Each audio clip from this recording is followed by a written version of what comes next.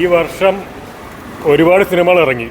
കണ്ട സിനിമകൾ ഒന്നും പൂർണ്ണമായിട്ട് തൃപ്തി തന്നില്ല. കാരണം നമുക്കറിയാം 2025 ഗംഭീര ഹിറ്റുകൾ മലയാള സിനിമയ്ക്ക് കിട്ടിയിരുന്നതാണ്. അതിൻ്റെ ഒരു കുറവ് ഈ വർഷം തുടക്കം മുതലേ ഉണ്ടായിരുന്നു. അതിൻ്റെ ക്ഷീണം ഇപ്പോൾ വാഴ 2 ആയിട്ട് തീർത്തിട്ടുണ്ട്. വാഴ 2 ഈ വർഷത്തെ ഗംഭീര ഹിറ്റാണ്. പിള്ളേർ തൂക്കി. എന്തുവാണ് ഈ കൊച്ചു കേരളത്തിൽ സംഭവിക്കണമെന്ന് ആ സിനിമയിൽ ഡയലോഗുണ്ട്. അതുപോലെ തന്നെ ഈ കൊച്ചു കേരളത്തിൽ ഒരു കൊച്ചു പടം വലിയ ഹിറ്റായി മാറി. കിടിലൻ സിനിമ, ഒരു രക്ഷയില്ലായിരുന്നു.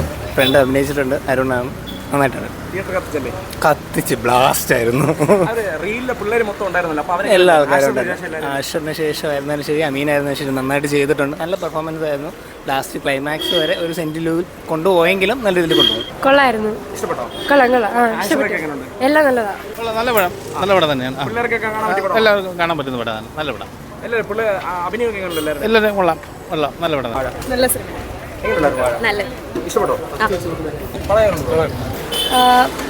ഇപ്പോൾ ഉള്ള എല്ലാം എനിക്ക് തോന്നുന്നു എല്ലാവർക്കും റിലേറ്റബിൾ ആയിട്ടുള്ളത് തന്നെയായിരുന്നു. അടിപൊളിയായിരുന്നു, അടിപൊളി മൂവിയായിരുന്നു. എക്സ്പെക്ട് ചെയ്തിരുന്നു, സൂപ്പറായിരുന്നു. എനിക്ക് തോന്നുന്നു, എനിക്ക് പേഴ്സണലി ഫെസ്റ്റിനെക്കാട്ടി അടിപൊളിയായിട്ട് ഫീൽ ചെയ്തു.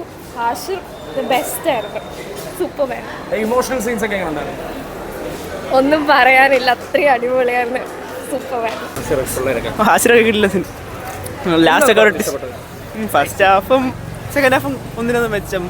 സെക്കൻഡ് ഹാഫൊക്കെ വരുമ്പോൾ ഒരു സാഡ്, ഇതിൽ പോയി ലാസ്റ്റ് ഭയങ്കര ട്വിസ്റ്റ് ആയിട്ടുണ്ട്. ഇമോഷണലാണ്. അതേ സെയിം പാറ്റേൺ തന്നെയാണ് വാഴ 2-ലും അവരെടുത്തേക്കുന്നത്. ഫസ്റ്റ് ഹാഫ് ഫുള്ളും ഫണ്ണും കാര്യങ്ങളൊക്കെ കൊടുത്ത് ഫുൾ കോമഡിയൊക്കെ കൊടുത്തിട്ട് സെക്കൻഡ് ഹാഫ് ഫുള്ളും ഇമോഷണലിലോട്ട് മാറ്റിയിട്ടുണ്ട്. പിന്നെ തിയേറ്ററിൻ്റെ പ്രശ്നമാണെന്ന് തോന്നുന്നു. സൗണ്ടിങ്ങിൽ ചെറിയൊരു ഇഷ്യൂ വന്നിട്ടുണ്ടായിരുന്നു. ഞങ്ങളെല്ലാവരും നല്ല കണ്ട് ഫോക്കസ്ഡ് ആയിട്ടൊരു ഇമോഷണലിൻ്റെ സ്റ്റേജ് എത്തിയപ്പോഴത്തേക്കും സൗണ്ട് പോയി. പിന്നെ സൗണ്ട് ഇല്ലായിരുന്നു. ആകെ ഉണ്ടായിരുന്ന ഇഷ്യൂ എന്ന് പറഞ്ഞാൽ സൗണ്ടിങ് മാത്രമേ ഉണ്ടായിരുന്നുള്ളൂ.